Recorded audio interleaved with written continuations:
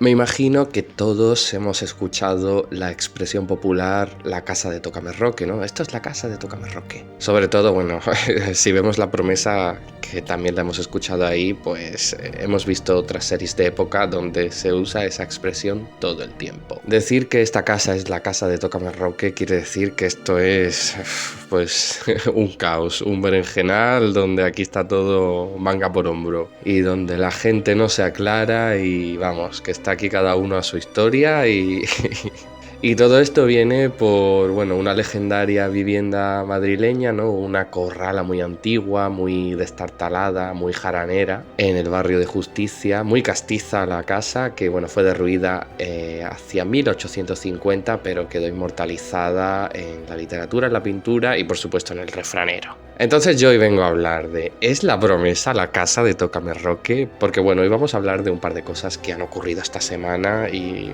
me imagino que lo estaré señalando en el título del vídeo. Es un poco como cuando la semana pasada, creo que fue, o la otra, hablé sobre la relación de Jana y Manuel, que yo lo resumí todo en los personajes al servicio de una trama. Así que hoy vamos con más de lo mismo, los personajes al servicio de una trama, pero en este caso no son Jana y Manuel, sino que son prácticamente todos los habitantes de La Promesa. ¿Por qué? Pues porque tenemos el asunto del robo, el asunto de la llamada de Candela y por supuesto el asunto de Jana. Pero antes de comenzar con este mejunje promesil, pues como siempre soy Juan, así que hola. Ya podéis ir dándole me gusta al vídeo y suscribiéndoos si no lo estáis para que sigamos creciendo y seamos cada vez más promisers y más clippers. Y por supuesto tenéis el enlace a mi novela Postbellum en la cajita de descripción y en el primer comentario fijado. Y como me habláis mucha gente que si sois de Latinoamérica o de Estados Unidos, he decidido que voy a poner los enlaces a las diferentes tiendas que no son de España, porque seguramente os es más fácil y seguramente también más barato conseguirlo mediante esas tiendas. Así que os los facilito, estarán junto al de siempre, indicando el país. Así que nada, espero que os ayude y perdonad si lo debería de haber hecho antes seguramente, así que nada, mil perdones. Os voy a pedir tantas disculpas como Candela, vamos a empezar por aquí, sí, como Candela ayer o anteayer, no sé cuándo estará saliendo este vídeo, con el Marqués, cuando la pilló en el despacho intentando llamar por teléfono. Mucho ojo al hecho de que pillen a Candela aquí, porque esto va a ser muy importante para el gran tema que nos ocupa. Vamos a hablar principalmente sobre este cambio de personalidad que estamos viendo en Jana, nuestra protagonista, y en cómo se está llevando el robo del reloj de Lorenzo. Porque vamos a ver, ha habido un robo. Han robado el reloj de oro, un reloj muy valioso, al capitán de la Mata.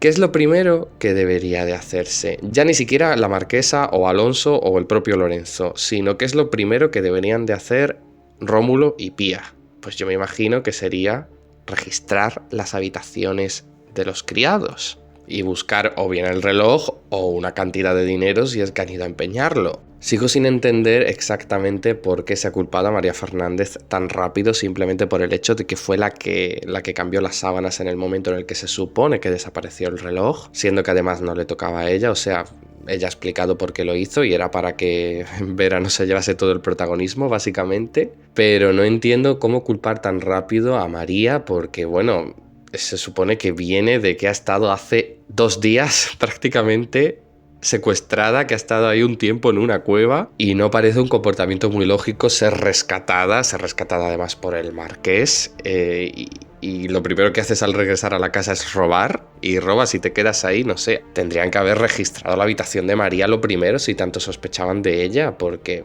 no tiene ningún sentido. Y entonces vuelvo a Candela.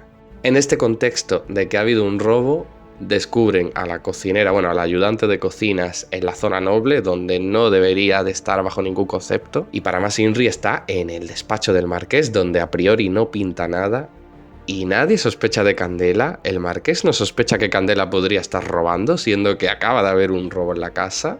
No sé, me llama poderosamente la razón que no lo hayan aludido ni siquiera en ningún diálogo, porque me parece de sentido común. Es un poco como que empiezo a sentir que tramas así, ¿no? Como pues el secuestro de María o el robo del reloj también culpando a María, como que quedan un poco satélites, ¿no? Unas tramas de la otra. Como que el resto de personajes no son conscientes de que están ocurriendo, y por eso cuando María estaba secuestrada parecía que solo le importaba a Hannah porque era la única a la que veíamos activamente, buscándola y hablando del tema, mientras que el resto estaba ya a otras tramas, a sus historias, y están exclusivamente a eso, a sus tramas y a sus historias, no hablan del resto. Salvo que sea para comentarnos un resumen de ellas. Que por cierto, si queréis saber por qué ocurre eso, podéis ir a ver mi vídeo de las series diarias en el futuro, donde comento el por qué tenemos ese tipo de escenas en todas las series diarias, de dónde viene esa, digamos, tradición, ese convencionalismo, y por qué hoy día ya se siente bastante obsoleto. Pero siguiendo con Candela, tampoco entiendo tanto misterio con la llamada de teléfono que quiere hacer. Obviamente Candela no quiere llamar al maestro Carlos Orengo, quiere llamar a Antoñito. Vamos, esto es lo que yo creo, ¿no? Que quiere llamar a Antoñito, al hijo de Simona, porque quiere que venga a ver a su madre, porque ella sabe y siente que Simona está deprimida. Pero esto es otra. Simona, tanto que quería volver a tener contacto con su hijo, y su hijo ha servido para traer a Valentín y punto. Porque ha sido acabar la trama de Valentín y Antoñito no lo ha mencionado ya nadie más. Eso por un lado, pero por otro lado, ¿es necesario tanto misterio, tanto, no sé, tanta maniobra? Candela perfectamente podría haberle contado al marqués lo que quería hacer y el marqués la habría entendido y seguramente habría llamado él mismo e incluso podría haber buscado mejor a Antoñito. Y ni siquiera tenía que haber corrido Candela tantos riesgos y embarcarse en esta aventura, porque si no se lo quiere contar a Simona porque sabe que Simona a lo mejor se quiere negar, pues se lo podría haber contado a Pía, que tiene mucha confianza con ella, o incluso a Catalina, porque Catalina quiere muchísimo a Simona, para ella Simona es como una segunda madre, y habría ayudado encantada, habría llamado, habría llevado a Candela al teléfono, la habría acompañado. Es que es como que es un conflicto un tanto forzado. Y ocurre lo mismo con el personaje de Hannah. Yo entiendo que Hannah echa de menos a María Fernández y quiere a María Fernández como una hermana, pero ¿qué culpa tiene Vera? Cuando hice el análisis de Hannah, que si no lo habéis visto pues os estará saliendo una etiquetita aquí para que vayáis a verlo, yo comenté que uno de los principales valores que hacen al personaje tan entrañable, tan querido por el público y que la convierten en una gran protagonista es el orgullo obrero que ella tiene, la conciencia que tiene con sus compañeras. Hasta tal punto que, bueno, que ella, Teresa, María y Pía son cómplices en el asesinato del barón de Linaja. Y ahora, por la injusticia que ha ocurrido con María, Hannah tiene que tener este comportamiento tan infantil, tan, no sé, zafio, dañino con Vera, porque Vera, salvo que luego se descubriese que ella ha robado el reloj, cosa que no creo, no tiene culpa de nada. No deja de ser para Hannah, ¿no? O sea, a ojos de Hannah, no a ojos de la audiencia, que nosotros sabemos que Vera seguramente sea algo más, pero para Hannah, Vera no deja de ser otra compañera, otra criada, otra obrera que está ahí mandada y a lo que le toque. Entonces, la verdad, a mí me ha dolido. Me ha dolido que Hannah tenga ese comportamiento con la pobre Vera, porque no se lo merece. Y creo que nuestra protagonista está actuando de un modo bastante irracional y vosotros ya lo habéis comentado. Estamos viviendo con Hannah ahora básicamente esa bajada a los infiernos en lo que respecta a personaje que ya vivimos con Manuel cuando tuvo la etapa de hipnotizado por Jimena prácticamente. Solo que en este caso ya se extiende lo de Hannah más allá de la trama romántica con Manuel y con Abel, ¿no? Porque ya se amplifica a su trato con el resto de personajes. Pero es que tampoco se entiende en el caso de Vera, yo voy aquí enlazando, que ni siquiera después de que haya habido el robo, no hayamos tenido a Pía y Rómulo diciéndole, vale, te vas a quedar en la promesa, vale, vas a ser doncella, pero nos tienes que contar de dónde vienes, dónde has trabajado, nos tienes que poner al tanto de tu historial, de tu pasado, porque prácticamente es que Petra tiene razón.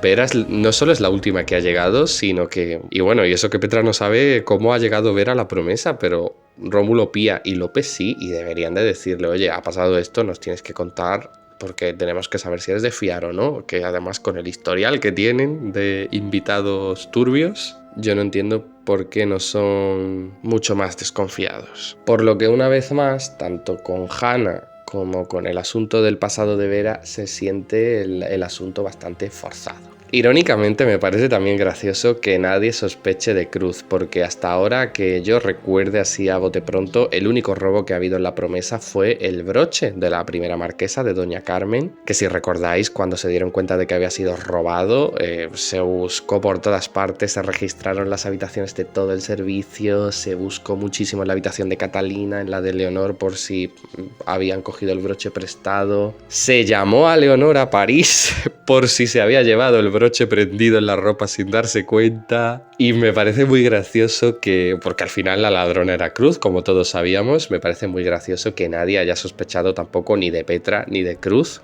que son las más cleptómanas parece. Así que bueno, solo quería comentar un poco mi impresión y que también sé que es vuestra impresión, así que pues también de este modo le doy voz de los últimos capítulos. Yo espero que nada, que hayáis quedado conformes con mi charla de hoy. Y nada, que si os ha gustado, pues dadle me gusta, que me ayuda muchísimo. Y si no estáis suscritos, que os suscribáis, que me ayuda todavía más. Y por supuesto, no puedo despedirme sin deciros que nada, que si tenéis todavía más ganas de historias de época, pues que tenéis disponible en Amazon mi novela Postbellum, un thriller de época ambientado en la España de 1920. Es un thriller, pero está lleno de pasión y bueno, vais a ver que la lectura no os va a dejar indiferente porque bueno, va a parecer que estáis viviendo en esa época, que estáis viviendo en 1920, que estáis sintiendo la realidad de ese año día a día y bueno, y que con el vocabulario también va a parecer que estáis hablando como en la España de entonces con ese castellano, digamos, pseudo antiguo, y tiene pues unos personajes, como digo, súper pasionales, con ese Acacio Alborg que no puede asumir de quién se ha enamorado y que sufre por ello, con ese Eren que esconde tantos secretos, un refugiado de la Primera Guerra Mundial, conflicto que se trata muy bien como lo vivió España entonces, y con una villana que bueno, es una villana a la altura de Cruz y a la altura de todas las villanas que hemos tenido en las series diarias. Doña Juana Janeiro, una mujer de armas tomar, por supuesto, como siempre, enamorada de quien no debe. Como digo, está disponible en Amazon, tenéis el enlace tanto en la cajita de descripción como en el primer comentario fijado, y yo con esto me despido aquí. Así que muchas gracias por todo y nos vemos mañana con más vídeos. Adiós.